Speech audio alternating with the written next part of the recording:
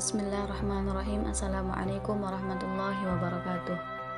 Nama saya Ayu Lestari Ramdhani dari Prodi Pendidikan Bahasa Inggris. Sinopsis Ketika Cinta Bertasbih. Film yang menceritakan kehidupan tokoh utamanya Chairul Azam, seorang mahasiswa Indonesia yang sedang menuntut ilmu di Al-Azhar University Kairo. Cerita yang bisa menjadi inspirasi bagi kita ketika melihat bagaimana kerja keras sang tokoh yang menuntut ilmu sekaligus berjuang menghidupi ibu dan adik-adiknya di kampung. Cerita yang juga bisa menuntun kita ketika melihat usaha dan perjuangan Chairul Azam dalam menemukan jodohnya dengan tetap selalu teguh berpedoman kepada ajaran agama. Azam adalah seorang pemuda sederhana yang memilih untuk menuntut ilmunya di kampus Universitas Al-Azhar Kairo. Azam dikenal sebagai sosok yang tegas dan dewasa. Dia sangat memegang teguh prinsip-prinsip Islam dalam kehidupan sehari-harinya. Di kalangan teman-temannya pun, Azam menjadi panutan dan sosok yang bisa diandalkan. Setelah bapaknya meninggal, sebagai anak tertua dalam keluarganya, dialah yang menanggung kehidupan keluarganya di Solo.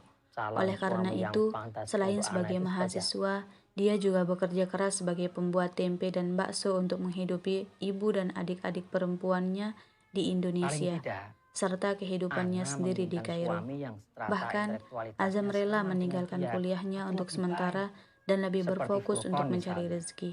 Meski terkadang ada rasa iri melihat teman-teman satu angkatannya yang sudah lebih dahulu lulus. Tetapi, Azam segera sadar kalau dia tidak sama dengan teman-temannya yang lain. Azam lebih dikenal sebagai tukang tempe di kalangan mahasiswa Indonesia yang sedang kuliah di Al-Azhar. Azam juga sering mendapatkan undangan dari Duta Besar Indonesia yang ada di Mesir untuk memenuhi kebutuhan konsumsi pada acara-acara kebesaran. Jadi, selain terkenal di kalangan mahasiswa sebagai tukang tempe, Azam juga terkenal di kalangan para duta besar. Saat bekerja itulah, Azam mengenal sosok Eliana. Eliana adalah sosok yang sempurna secara fisik, putri duta besar, cantik, dan salah seorang lulusan universitas di Jerman. Akan tetapi, prinsip-prinsip keislaman yang Azam pegang teguh membuat Azam mampu menepis perasaannya.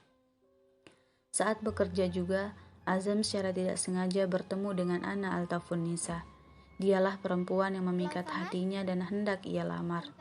Namun, status sosialnya membuat Azam ditolak. Yang lebih mencengangkan Azam adalah Ana justru menerima lamaran dari Furqon, sahabat Azam sendiri yang memiliki status sosial lebih tinggi daripada Azam. Pernikahan Ana dan Furqon berlangsung dan mereka hidup dengan baik. Begitu juga pada Azam. Setelah Ana menikah, ibunya menyuruh agar ia segera mencari pasangan hidup, dan Azam pun mencari pendampingnya. Banyak wanita yang sudah dilamarnya, tetapi selalu ada saja yang tidak cocok untuk dirinya. Hingga suatu saat lamaran diterima seorang wanita dan hampir terjadi akad. Harus terputus karena suatu kecelakaan yang menyebabkan ibunya meninggal dan ia lumpuh untuk beberapa waktu yang cukup lama. Selama 6 bulan Ana dan Furqon dalam kehidupan yang baik saja, dan saat itu juga hubungan mereka retak. Furqon menceritakan pada Ana bahwasannya dia sudah tidak berjaka lagi sebelum menikah dengan Ana dan dipastikan terkena HIV. Dan karena itu juga ia tidak pernah menyentuh Ana, sehingga akhirnya ia terpaksa memberikan kebebasan untuk Ana atau bercerai. Kembalilah Ana pada orang tuanya. Azam yang lumpuh setelah kecelakaan itu telah sembuh seperti semula. Ia mendatangi Kiai Lutfi, mohon bantuan mencarikan jodoh yang tepat sesuai permintaan ibunya dulu. Kiai Lutfi lalu menceritakan seorang wanita yang dicerai suaminya karena suatu hal, dan wanita itu masih perawan. Yang diharapkan Kiai Lutfi sendiri agar dapat diterima Azam. Tanpa disadari, Azam menerima tawaran Kiai Lutfi agar menerima wanita itu menjadi istrinya. Azam sangat senang begitu tahu kalau wanita yang diceritakan itu adalah orang yang pernah dicintainya, yaitu Ana Altafunnisa. Begitu juga sebaliknya. Ana sangat senang karena ia juga menjadi istri dari orang yang dulu sangat diharapkannya atau cinta pertamanya. Setelah sebulan pernikahan Ana dengan Azam, tiba-tiba Furqon kembali menghubungi Ana dan membawa rujukan, dan ia menceritakan bahwa ia tidak terkena HIV. Tapi semua sudah terjadi. Ana dan Azam sudah bahagia, dan mereka mendoakan agar Furqan menemukan pasangan hidup yang cocok untuknya.